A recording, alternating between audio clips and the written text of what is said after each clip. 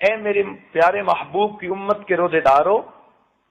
تم میرے لیے روزہ رکھو، اور جب افطاری کا وقت ہوگا تو میں تمہیں منہ مانگا انعام دوں گا۔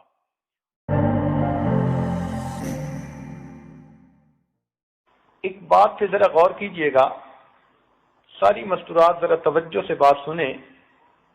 ایک نقطہ سمجھانا مقصود ہے۔ اگر بالفرض کوئی اللہ کا بڑا کامل ولی، کوئی بڑا عارف، کوئی بڑا نیک متقی پاک باز انسان آپ کو یہ بتائے کہ مجھے کشف میں یا خواب میں یہ بتایا گیا ہے کہ اس وقت آپ جو دعا مانگیں گی وہ قبول ہوگی، یہ قبولیت دعا کا وقت ہے، تو یہ بات سن کر آپ کیسے دعا مانگیں گی؟ خوب رو رو کر، بڑی توجہ کے ساتھ، بڑی آہوزاری کے ساتھ اپنے لیے بھی مانگیں گی، گھر بار کے لیے مانگیں گی، رشتہ داروں کے لیے بھی، عام مسلمانوں کے لیے بھی، سب کے لیے آپ اچھی اچھی دعائیں مانگیں گی، اور آپ کہیں گی کہ میں بڑی خوش نصیب ہوں کہ مجھے پتہ چل گیا کہ اس وقت کی دعائیں قبول ہوتی ہیں، اور اس لیے میں جتنی بھی دعائیں مانگ سکتی ہوں اتنی دعائیں میں مانگ لوں۔ اگر ولی کے کہنے پر آپ کی یہ کیفیت ہے تو ولیوں کے سردار، فرشتوں کے سردار، انبیاء اور رسولوں کے سردار حضرت محمد مصطفیٰ احمد مجتبی صلی اللہ علیہ وسلم نے ارشاد فرمایا کہ روزہ دار آدمی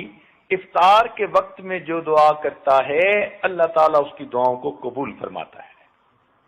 تو اب ہمیں افطار کے وقت کتنے اہتمام سے دعا مانگنی چاہیے؟ ہماری زبانیں جھوٹی صحیح، ہماری زبانیں کالی صحیح،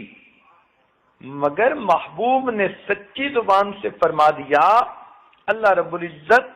ان کی اس سچی زبان کی لاج رکھتے ہوئے ہم گناہگاروں کی جھوٹی زبانوں سے نکلی دعاؤں کو بھی قبول فرما لیں گے۔ اگر کسی آدمی کا بیٹا کوئی کمٹمنٹ کر دے نا تو باپ اس کی لاج رکھ لیتا ہے، تو کیا خیال ہے کہ اگر نبی علیہ الصلوۃ والسلام نے فرما دیا تو اللہ رب العزت اپنے محبوب کی لاج نہیں رکھیں گے؟ ایک اور نقطہ سمجھ لیجئے کہ شریعت نے حکم دیا کہ اگر کوئی مزدور کسی کے گھر میں مزدوری کرے اور وقت ختم ہو تو اس بندے کو چاہیے کہ وہ اس کا پسینہ خشک ہونے سے پہلے اس کو مزدوری دے دے۔ اب جب شریعت ہم کمزوروں کو یہ حکم دیتی ہے کہ ہم مزدور کا پسینہ خشک ہونے سے پہلے اس کو مزدوری دے دیں، تو کیا خیال ہے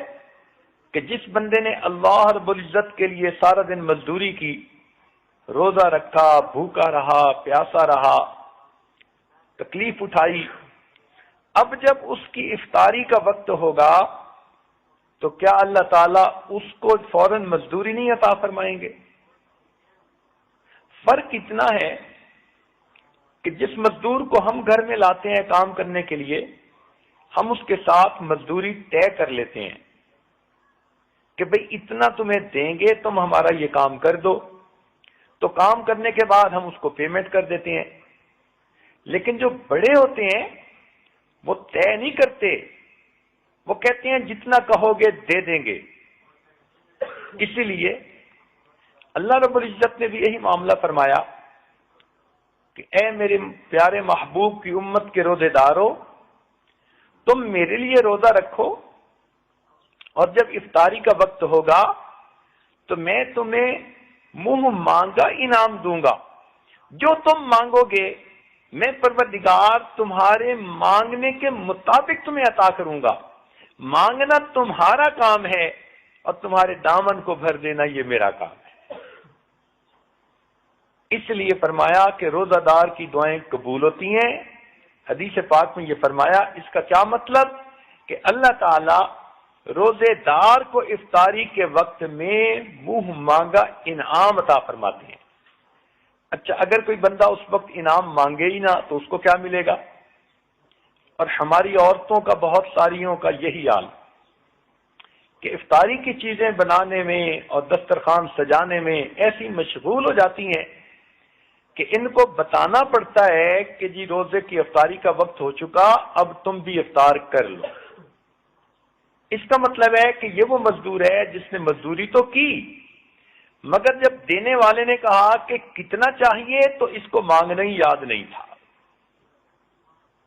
اس سے بڑی غفلت اور کیا ہو سکتی ہے؟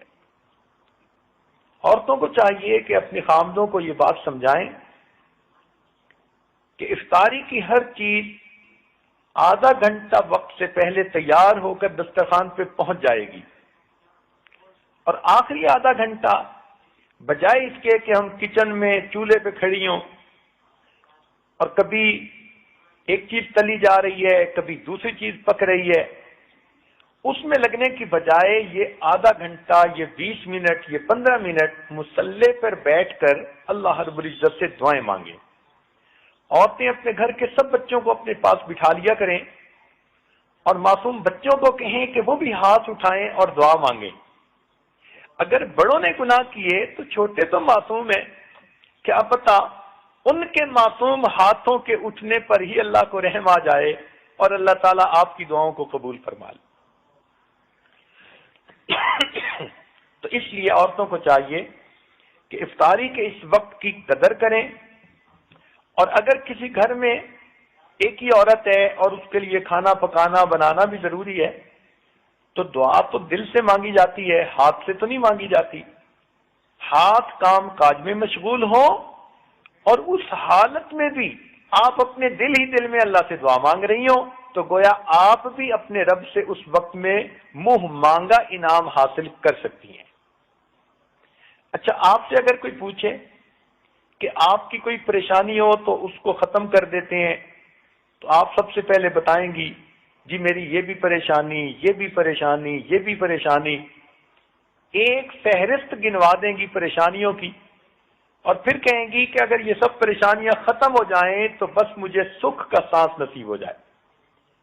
تو جب اللہ تعالیٰ منہ مانگا انعام دینا چاہتے ہیں تو آپ افطاری کے وقت میں اپنے سب دکھ، اپنے سب غم، اپنی سب پریشانیاں اپنے رب کو سنایا کریں، اپنے رب کے سامنے پیش کیا کریں۔ سارا سال جو آپ دوسروں کے سامنے اپنے دکھڑے روتی ہیں، خامد اچھا سلوک نہیں کرتا، مجھ پہ توجہ نہیں دیتا، خامد کی توجہ باہر کسی طرف ہے، خامد کاروبار نہیں کرتا، اگر یہ دکھڑے آپ نے سارا سال مخلوق کے سامنے کرنے ہیں تو مخلوق تو خود محتاج ہے، جس کے سامنے آپ دکھ کہہ رہی ہوتی ہیں وہ خود دکھوں والی ہوتی ہے، تو اس کا کیا فائدہ؟ اب آپ اپنے دکھ اس پروردگار کے سامنے کہیں گی جو سب کے دکھوں کو دور کرنے والا اور سب کی پریشانیوں اور مشکلات کو حل کرنے والا ہے۔ لہذا افطاری کے اس وقت میں آپ اپنی زندگی کی اور آخرت کی بہتری کے لیے خوب دل کھول کے دعا مانگا کریں۔ اللہ اللہ